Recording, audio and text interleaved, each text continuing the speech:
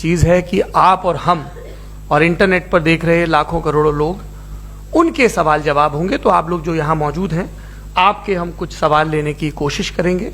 30 minute का वक्त हमने उसके लिए तय कर रखा है। इस तरह से ये 2 घंटे की बहस पूरी होगी। 2-3 बुनियादी बातें हैं जिनका हमें ध्यान रखना है। किसी भी किस्म की नारेबाजी में हमें शरीक नहीं होना है। ये हल्ला गुल्ला नहीं है, क्योंकि पूरी दुनिया देख रही है, तो एक नज़ीर कायम करनी है, एक उदाहरण लोगों के सामने रखना है कि पढ़े लिखे लोग इत्तेफाकी और ना इत्तेफाकी रखते हुए भी, एक दूसरे से सहमति और असहमति रखते हुए भी बात कह सकते हैं। यहाँ पर मेरे JNU के प्रोफेसर बैठे हैं, पुरुषोत्तम अग्रवाल जी, जिन्होंने हमें क्लास में सिखाया है कि सहमति का साहस और असहमति का विवेक, और इसका ठीक उलट भी, ये बड़ा जरूरी है। दूसरी बात, ये किसी एक धर्म के बारे में बहस नहीं है, ये बात सबको स्पष्ट होनी चाहिए। किसी धर्म को महान बताने या किसी धर्म को कमतर बताने की ये बहस नहीं है। तो यदि कोई इस उम्मीद से देख रहा है या यहां आया है, तो मैं आपको आश्वस्त करना चाहता हूं कि आपको नाउम्मीदी हाथ लगेगी।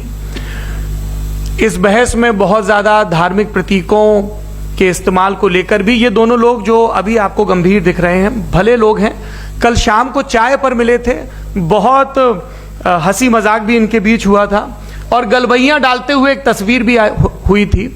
ये इस बात का प्रमाण है कि इंटरनेट पर जो हल्ला मचा हुआ है उसके मुकाबले ये दोनों लोग बहुत ही अच्छे शांत ढंग से बहस के लिए राजी हो गए हैं। ट्विटर की बात है, ट्विटर तक सीमित।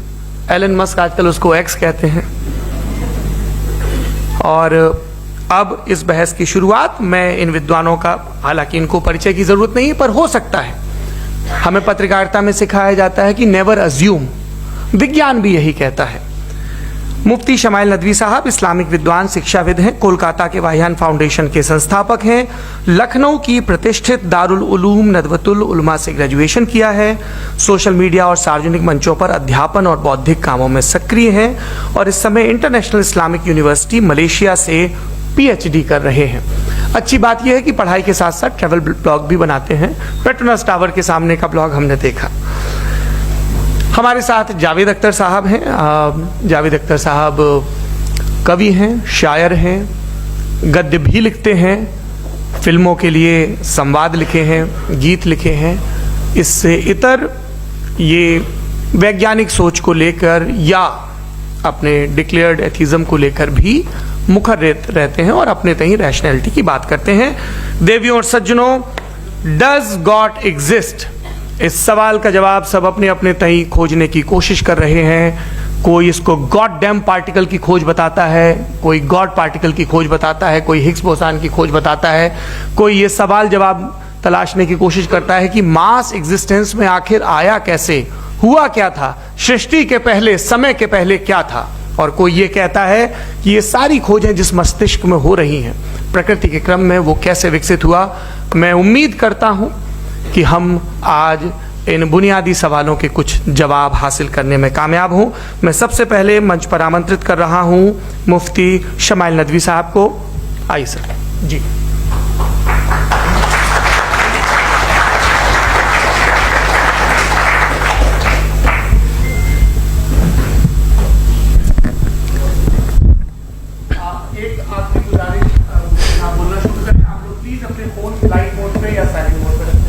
एक बार चेक कर ले, कई बार बेध्यानी हो जाती है।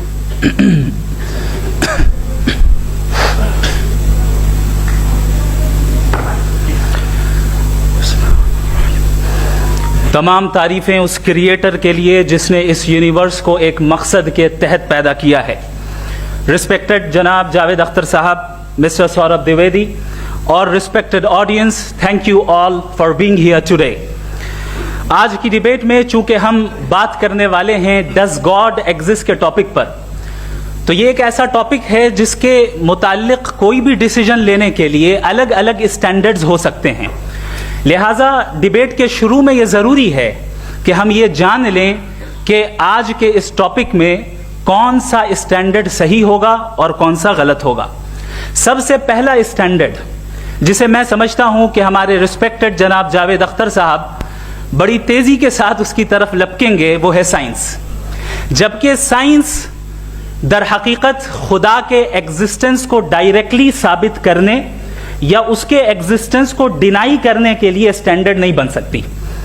और उसकी वजह क्या है, ये मैं नहीं कह रहा, ये वो लोग कह रहे हैं जो साइंस के एक्सपर्ट्स हैं। नेशनल एकेडमी ऑफ साइंस कहती है science doesn't have the processes to prove और disprove the existence of God. Why? क्योंकि साइंस का ताल्लुक एम्पेरिकल एविडेंस से है और एम्पेरिकल एविडेंसेस का ताल्लुक हमारे नेचुरल और फिजिकल वर्ल्ड से है, जबकि गॉड नॉन फिजिकल और सुपर नेचुरल रियलिटी है। लिहाजा नॉन फिजिकल रियलिटी को आप उस टूल के साथ नहीं चेक कर सकते जिसका काम फिजिकल रियलिटी को तलाश करना है। लिहाजा आज इस डिबेट में गॉड की एग्जिस्टेंस को साबित करने या उसे डिनाई करने में साइंटिफिक एविडेंस को एक्सेप्ट नहीं किया जाएगा। दूसरा स्टैंडर्ड हो सकता है रेविलेशन, कि रेविलेशन के जरिए हम यह साबित करें कि गॉड एग्जिस्ट करता है या नहीं। लेकिन यह स्टैंडर्ड भी आज इररेलेवेंट है। क्यों? क्योंकि रेविलेशन मेरे नजदीक सोर्स ऑफ नॉलेज है, वैलिड सोर्स ऑफ नॉलेज है, लेकिन हमारे जावेद अख्तर साहब के नजदीक ये वैलिड सोर्स ऑफ नॉलेज नहीं है।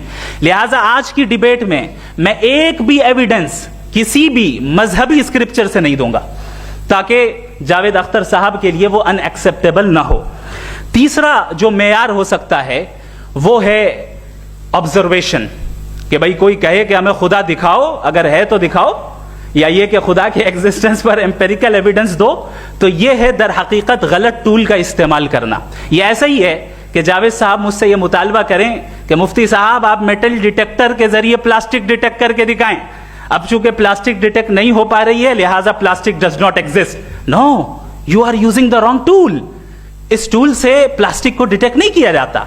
लिहाजा मैं समझता हूं कि गॉड के एग्जिस्टेंस पर एम्पेरिकल एविडेंस का मुतालबा करना एक बचकाना मुतालबा है और हमारे रिस्पेक्टेड जनाब जावेद अख्तर साहब इस स्टेज से अब बहुत आगे निकल चुके हैं। अब बचता है एक ही स्टैंडर्ड, और वो स्टैंडर्ड है अक्ल, लॉजिक, रीजनिंग। और यही वो स्टैंडर्ड है जिसके तहत गॉड की एग्जिस्टेंस को साबित किया जाएगा या गॉड की एग्जिस्टेंस को डिनाई किया जाएगा। लेकिन चूंकि ये बहुत इंपॉर्टेंट और सेंसिटिव टॉपिक है, इसलिए लॉजिकल आर्ग्यूमेंट भी ऐसा होना चाहिए जो डेफिनेटिव हो, इनडेफिनेटिव ना हो, जो 2 और 2 4 की तरह बिल्कुल वाजे हो, जिसे लॉजिकली रिजेक्ट करना पॉसिबल नहीं हो। फॉर एग्जाम्पल हम कहें हमारे रिस्पेक्टेड मिस्टर सौरभ साहब, ये एक इंसान है और तमाम इंसान कॉन्शियस बीइंग है, लिहाजा नतीजा क्या निकला, हमारे सौरभ साहब भी कॉन्शियस बीइंग है। क्या ये इनडेफिनेट आर्ग्यूमेंट है या डेफिनेट आर्ग्यूमेंट है? ये डेफिनेट आर्ग्यूमेंट है। ये 2 और 2 की तरह वाजे है, इसमें किसी तरह जो है लॉजिकली इसको रिजेक्ट नहीं किया जा सकता। तो अगर आज हमारे जावेद अख्तर साहब ऐसी कोई अकली दलील और लॉजिकल एविडेंस दें खुदा के ना होने पर जो डेफिनेट भी हो, तो मैं ये ऐलान करता हूं कि यकीनन मैं उस एविडेंस को कबूल करूंगा और उस पर गौर करूंगा। लेकिन साथ में यह भी ऐलान कर देता हूं प्रेडिक्शन के तौर पर कि ऐसा कोई डेफिनेट आर्ग्यूमेंट कोई नहीं पेश कर सकता। दलील हम देंगे और डेफिनेटिव दलील देंगे, लॉजिकल दलील देंगे, ऐसी दलील देंगे जो एंटायर एथिस्टिक वर्ल्ड उसे रेफ्यूट नहीं कर सकती। चलें अब हम एक एग्जाम्पल सोचते हैं, एक सिनेरियो, सिंपल सिनेरियो, तमाम ऑडियंस से गुजारिश है, हम और आप एक आइसोलेटेड आइलैंड पर हैं, ऐसा आइलैंड जहां पे हमसे पहले कोई कभी नहीं गया। चलते चलते आपके सामने अचानक आपने देखा एक पिंक कलर की बॉल पड़ी हुई है। सबसे पहला सवाल आपके जहन में क्या आएगा कि ये बॉल यहां क्यों आई, कैसे आई, ये पिंक कलर की ही क्यों है, कोई और कलर भी हो सकता था, ये इसी शेप में क्यों है, कोई और शेप भी हो सकता था। नेचुरली आप इस तरफ पहुंचेंगे कि कोई ना कोई है जिसने इन स्पेसिफिक प्रॉपर्टीज के साथ इस बॉल को बनाया है और यहां पे रखा है। चूंकि आप जानते हैं कि ये जो बॉल है इसका एग्जिस्ट करना जरूरी नहीं है, ये एग्जिस्ट कर भी सकती थी, नहीं भी कर सकती थी, और एग्जिस्ट करना ही था तो किसी और फॉर्म में करती, किसी और कलर में करती। अब आप इस बॉल को एक्सपैंड करते चले जाएं, एक्सपैंड करते चले जाएं, एक्सपैंड करते चले जाएं, यहां तक कि ये बॉल यूनिवर्स के साइज की हो जाए। बताइए कि क्या साइज के बढ़ जाने से सवाल बदल जाएगा? हरगिज नहीं बदलेगा। अभी भी सवाल रहेगा ये यूनिवर्स कहां से आया, इन स्पेसिफिक प्रॉपर्टीज के साथ कहां से आया, क्यों आया, किसने बनाया, यह सवाल उस वक्त भी वैलिड रहेगा। लेकिन यह सवाल अगर हम जनाब जावेद अख्तर साहब से करें तो चूंकि इनका वर्ल्ड व्यू एथिस्टिक है, और सिर्फ इनका नहीं, मतलब जितने भी एथिस्ट हैं और एथिस्टिक वर्ल्ड व्यू को रखने वाले से अगर आप ये सवाल करें कि ये यूनिवर्स कहां से आया, तो इनका जवाब या तो आर्ग्यूमेंट फ्रॉम इग्नोरेंस होगा या डॉगमेटिक होगा। या तो ये कहेंगे कि मुझे नहीं पता कि ये कहां से आया, लिहाजा गॉड डज नॉट एग्जिस्ट, ये आर्ग्यूमेंट फ्रॉम इग्नोरेंस है, या ये कहेंगे कि ये यूनिवर्स खुद ब खुद बन गया। इसका मतलब ये है कि उस बॉल को भी खुद ब खुद बन जाना चाहिए, लेकिन बॉल के ताल्लुक से ये एक्सप्लेनेशन एक्सेप्ट नहीं की जाएगी कि खुद ब खुद बन गई, लेकिन यूनिवर्स के ताल्लुक से कर दिया जाएगा। इसे हम दूसरे अल्फाज में डॉगमा भी कह सकते हैं। दूसरी चीज, हमारे जावेद अख्तर साहब जरूर गॉड ऑफ गैप्स की मिसाल भी जरूर देंगे, और मिसाल देंगे कि पहले ज़माने में बिजलियां कड़कती थी तो लोगों ने किसी एक खुदा की तरफ, और बारिश होती थी तो दूसरे खुदा की तरफ मंसूब कर दिया, उनके पास दलील नहीं थी। यह हमारा वर्ल्ड व्यू है ही नहीं, यह हमारा वर्ल्ड व्यू है ही नहीं, क्योंकि नेचुरल फिनोमेना के प्रोसेस की इंटरप्रिटेशन को जान लेने से यह कहां से साबित हो गया कि गॉड एग्जिस्ट नहीं करता है। इस पर मैं इंशाअल्लाह अभी आगे बात करूंगा। आप हजरात ये भी देखेंगे, और मैं ये एक्सपेक्ट करता हूं कि हमारे रिस्पेक्टेड जनाब जावेद अख्तर साहब जरूर इमोशनल आर्ग्यूमेंट्स भी देंगे, जो कि एक लॉजिकल फेलेसी है जब बात आती है ट्रुथ को डिसाइड करने में। क्यों? मिसाल के तौर पर वो कहेंगे कि अगर गॉड है तो इविल क्यों एग्जिस्ट करता है, जबकि मैं कहता हूं इविल का एग्जिस्ट करना गॉड के एग्जिस्ट करने की दलील है, उसके खिलाफ नहीं है। चूंकि अगर गॉड है तो हम सब उसके सामने अकाउंटेबल हैं, और अगर हम अकाउंटेबल हैं तो अकाउंटेबिलिटी के लिए इविल का मौजूद होना जरूरी है, उसके बगैर हम अकाउंटेबल नहीं हो सकते। और अगर हम अकाउंटेबल नहीं हैं तो हम जनाब जावेद अख्तर साहब से पूछेंगे कि आप बताएं कि फिर सफरिंग इस दुनिया में क्यों है? अगर खुदा नहीं है तो सफरिंग क्यों है? और उन लोगों के जज्बे का क्या जिनके अंदर सफरिंग के बाद इंतकाम लेने का जज्बा पाया जाता है और वो इस दुनिया से ऐसे ही चले गए, क्या उनकी सारी तकलीफें बेकार चली जाएंगी? अब आ जाएं उसी एग्जाम्पल की तरफ कि बॉल, मुझसे अगर कोई पूछे इस बॉल को किसने बनाया और या इस एक्सपेंडेड बॉल को किसने बनाया, मैं कहूंगा कि चूंकि ये यूनिवर्स और इस यूनिवर्स की तमाम चीजें कॉन्टिंजेंट हैं। कॉन्टिंजेंट होने का मतलब ये होता है कि जो अपने एग्जिस्टेंस पे किसी के ऊपर डिपेंड करती हो, तो जाहिर है ये यूनिवर्स कॉन्टिंजेंट है। और अगर कोई चीज कॉन्टिंजेंट नहीं है तो मैं रिक्वेस्ट करूंगा कि मुझे दिखा दें कि कौन सी चीज यूनिवर्स में कॉन्टिंजेंट नहीं है, हम भी जरा गौर कर लें और हम भी देख लें।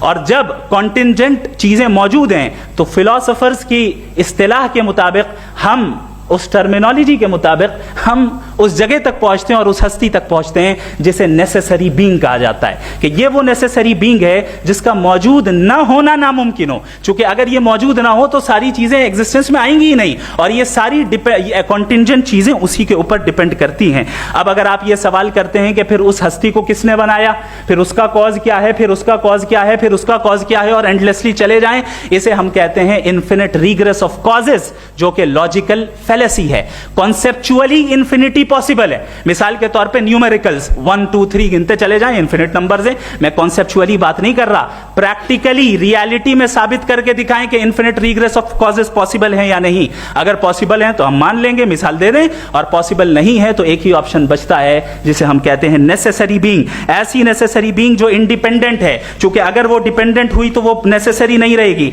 ऐसी इंडिपेंडेंट बीइंग जो इटर्नल है, अगर वो इटर्नल नहीं होगी, उसकी बिगिनिंग होगी तो वो खुद कॉन्टिंजेंट है। ऐसी बीइंग जो पावरफुल है, क्योंकि कॉन्टिंजेंट को एक्चुअलाइज करने के लिए पावर चाहिए। ऐसी बीइंग जो इंटेलिजेंट है और नॉलेजेबल है, क्योंकि ये यूनिवर्स स्पेसिफिक फॉर्म और स्पेसिफिक लॉज ऑफ नेचर के तहत प्रिसाइजली चल रहा है। Thank you. थैंक यू मुफ्ती साहब।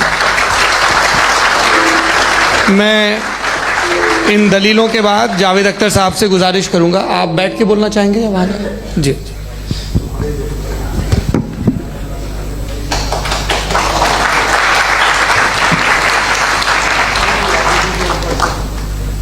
पहले तो मैं मुफ्ती साहब को एक अच्छी खबर देना चाहूँगा कि मेरी नॉलेज साइंस के बारे में बड़ी मामूली है, तो आप फिक्र ना करें उसकी, लेकिन कुछ कॉमन सेंस है मुझ में।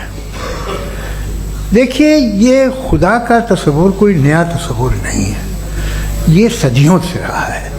ये कुछ रिलीजन 3000 साल पुराने होंगे, 4000 साल पुराने होंगे, लेकिन इंसान कोई 10,000 12,000 साल से एग्जिस्ट करता है।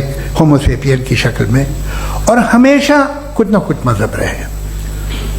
ये मजहब जाहिलों के नहीं थे, ये मजहब एक ऐसी ग्रीक सोसाइटी के थे जहाँ बड़े बड़े फिलोसफर्स पैदा हुए। ये मजहब इजिप्शियंस के थे जिन्होंने पिरामिड्स बनाए थे।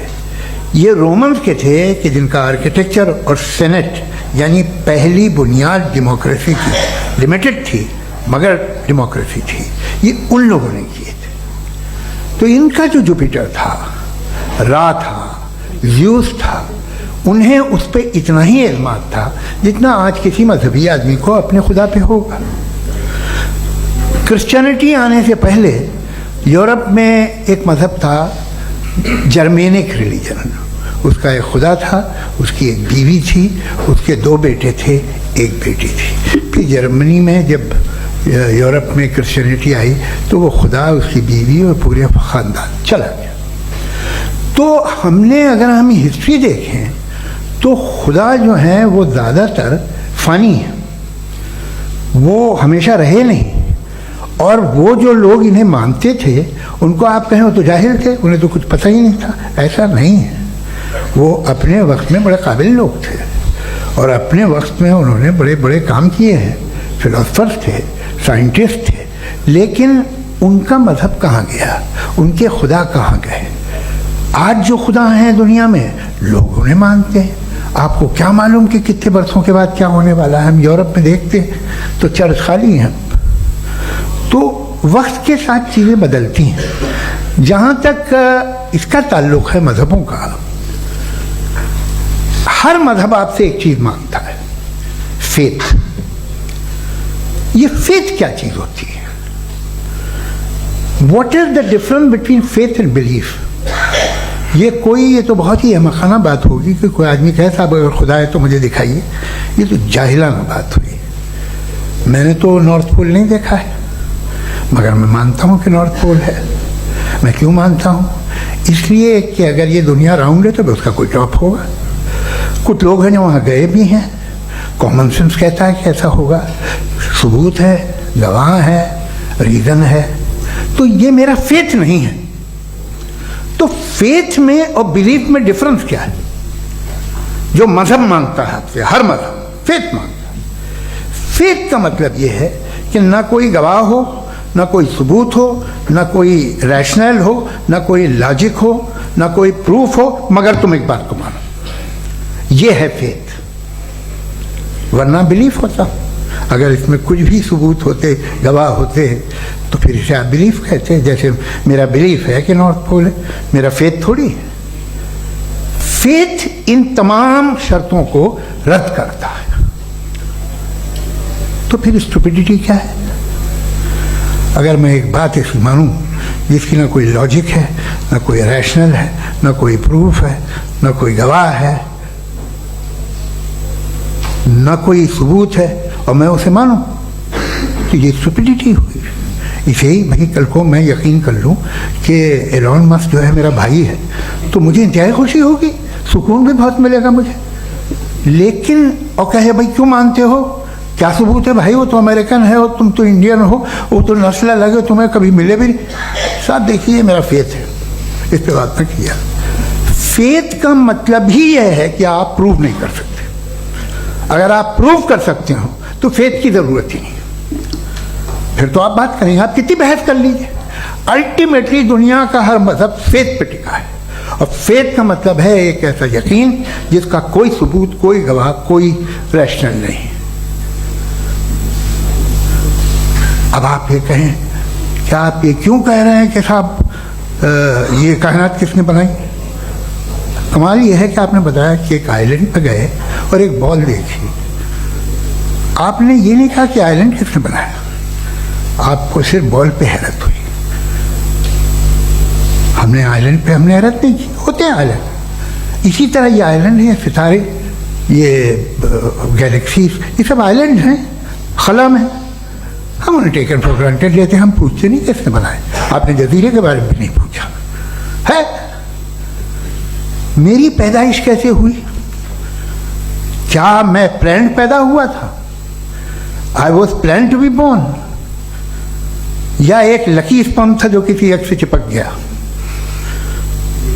मेरी पैदाइश रैंडम। और इंसाफ जिसे आप कहते हैं, इंसाफ का तो नेचर से कोई वास्ता ही नहीं है। जो आप कहते हैं कि एक दिन इंसाफ मिलेगा, इंसाफ is a human concept, nature में कोई इंसाफ नहीं। अगर शेर हिरन को खा जाता है तो उसे कोई सजा नहीं मिलती। अगर एक आंधी आती है और हरे भरे पेड़ों को उखाड़ के फेंक देती है तो आंधियों की जेल नहीं होती है। नेचर में इंसाफ नहीं, इसलिए मुझे नेचर को इंसाफ की जरूरत भी नहीं। नेचर तमाम एक है। अब हम कहें कि साहब ये देखिए जो मैंने खाना खाया था ये मेरी आंख तो नहीं यूं कर दिया उसे तो इसे सजा मिलनी नहीं, वो सिस्टम है, ऐसे ही चल रहा है। नेचर बगैर इंसाफ के है। इंसाफ इज अ ह्यूमन कॉन्सेप्ट। तो जो आपसे कहता है कि मैं तुम्हें इंसाफ दूंगा वो इंसानी जहन की पैदावार है।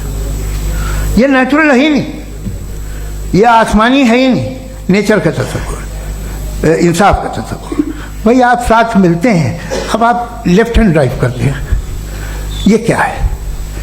तमाम सच, तमाम नेकी, तमाम शराफत लेफ्ट हैंड ड्राइव है।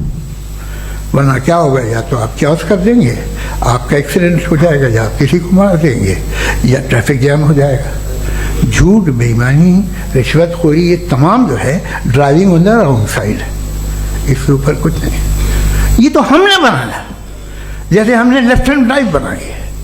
ये कॉन्सेप्ट ऑफ इंसाफ जो है ये हमारा है, इसका नेचर से कोई वास्ता नहीं। शेर खा जाता है हिरन को, उसे जेल होती है क्या? कुछ भी है ही नहीं। तो ये जो दुनिया के रिलीजन प्रॉमिस करते हैं आपसे इंसाफ, इसी से मालूम होता है कि ये मैन मेड है। ये तसव्वुर कहीं और का है ही नहीं। जो नेचर है, कुछ लोग कहते हैं नेचर ही खुदा है, तो नेचर में तो इंसाफ नहीं कहीं। और आप वादा कर रहे हैं कि तुम्हें मरने के बाद इंसाफ मिलेगा। मुझे अगर मिलेगा तो मैं बहुत खुश हूँगा, लेकिन मैं यकीन नहीं कर पाता हूँ, इसलिए कि मैं फेथ नहीं पैदा कर सकता। The very fact that religions demand faith, इसका मतलब है कि उनके पास जस्टिफिकेशन नहीं है। अच्छा था, फिर रिलीजन अगर मॉडरेशन में है, कोई सा भी वो आप में कुछ खूबियाँ भी पैदा करता होगा, देखिए उससे ये फ़ायदा है, वो फ़ायदा है। अल्कोहल जो है वो ज़्यादातर दवाओं में यूज़ होती है। और एक सर्वे किया गया था अमेरिका में कि लॉन्जिटिविटी किन लोगों की है, तो एक तरफ वो लोग थे जो शराब पीते ही नहीं थे, और एक तरफ वो थे जो एक बोतल शराब रोज पीते थे। सबसे ज़्यादा लंबी उम्र उनकी है जो 2 पैग नाप के शराब पीते और खाना खाते हैं। मगर हम शराब को बुरा समझते हैं, मैं भी बुरा समझता हूँ। क्यों? ऐसा होता नहीं। कुछ चीज़ों में आदत होती है कि वो बढ़ती है। आज तक में एक आदमी दूध पीता है, आप 10 साल बाद भी मिलेंगे तो एक ही गिलास पीता होगा। ऐसा नहीं होता, सुबह से दूध पीता रहता है। मिल्कोहलिक मैंने नहीं देखे, अल्कोहलिक होते हैं। ये टेंडेंसी है मजहब की कि वो बढ़ता है, जैसे कैंसर बढ़ता है, जैसे शराब बढ़ती है। कुछ लोग होंगे जो उसे सही तरह से यूज़ करते। मुझे यकीन है कि हमारे मुफ्ती साहब भी उनमें से एक, इनसे बहुत खुशी हुई मुझे इनसे मिलकर। लेकिन कितने लोग हैं कि आज आप देखते हैं दुनिया में जो तबाहियाँ हैं, इनमें कितना हाथ है उन लोगों का जो बिलीवर कहते था मजहब ये नहीं कहता, ना कहता होगा, मगर जब ये मजहब पीते हैं तो ऐसे बिहेव करते हैं। थोड़ा सा अगर हो तो शायद बहुत अच्छी बात, लेकिन शराब थोड़ी सी नहीं रहती, उसमें टेंडेंसी है। पहले थोड़ा सा अगर 2-3 कैंसर के सेल हो ना बॉडी में तो आदमी इससे में रहेगा, लेकिन वो 2-3 सेल नहीं रहते, वो मल्टीप्लाई होते हैं। जावेद साहब टाइम पूरा हो गया। टाइम हो गया, तो बस बात खत्म हो गई। अच्छा, मुझे कुछ और कहने को था भी नहीं। जी, मैं पहले जवाबी दौर के लिए इनवाइट कर रहा हूँ मुफ्ती साहब को। Your rebuttal round 1, you have 7 minutes.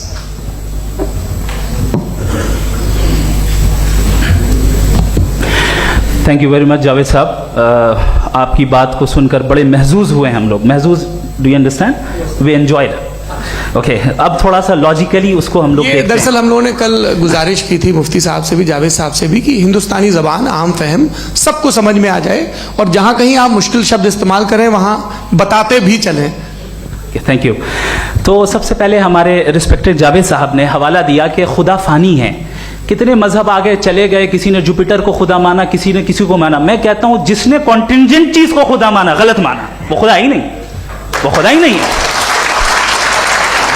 हम तो नेसेसरी बीइंग को साबित करने बैठे हैं, वो नेसेसरी कॉज जो इटरनल है, जो अबदी भी है और अजली भी है। हम किसी और को साबित करने नहीं बैठे। दूसरी चीज उन्होंने कहा कि फेथ एंड बिलीफ, ये एक ऐसी डेफिनेशन है फेथ की जो इन्होंने पहली मर्तबा पेश की है, या माफ कीजिएगा इन्होंने पहली मर्तबा पेश नहीं की है, रिचर्ड डॉकिंस ने पहली मर्तबा पेश की है। मुझे मालूम है ये सोर्स कहां से है।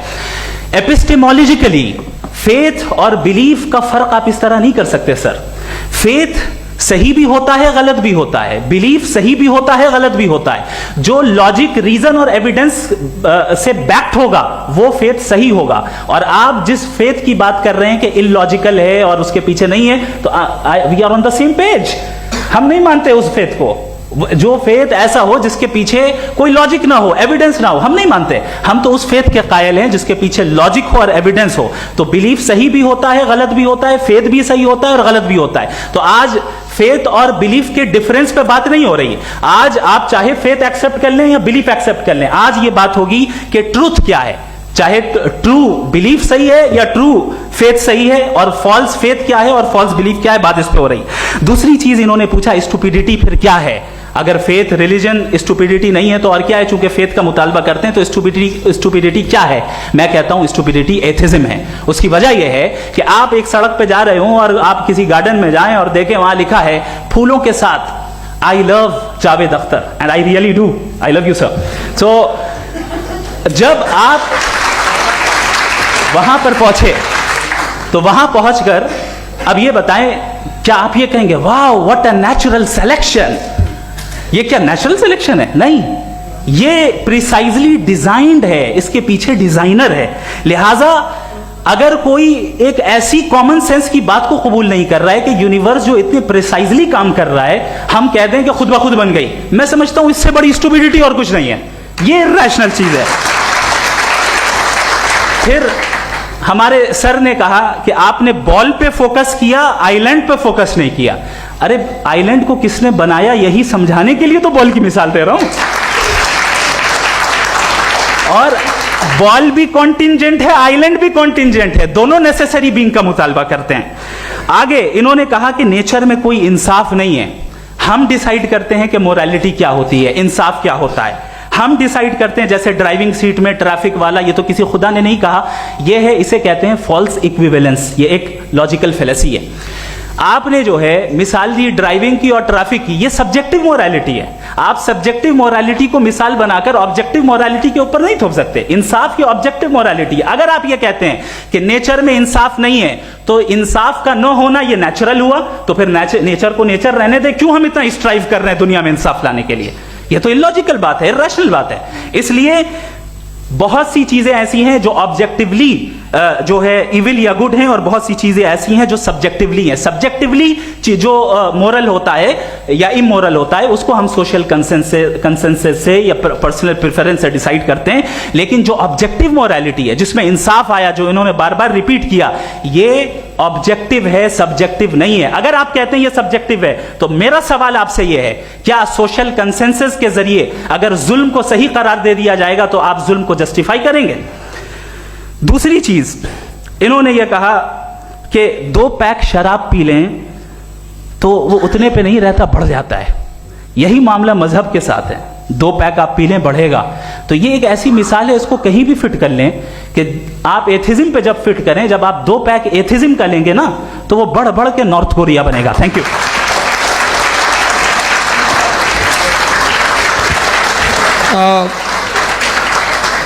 फर्स्ट राउंड की रिबटल के लिए मैं जावेद साहब को इनवाइट कर रहा हूं। आपके पास 7 मिनट का वक्त है, रीसेट कर दीजिएगा प्लीज। मुझे इस बात की खुशी है कि मुफ्ती साहब ने भी मान लिया कि नेचर में कोई इंसाफ नहीं है। तो कोई भी चीज़ जो इंसान ने नहीं बनाई है उसमें इंसाफ नहीं होता है। एक बात मैं आपसे अर्ज करूं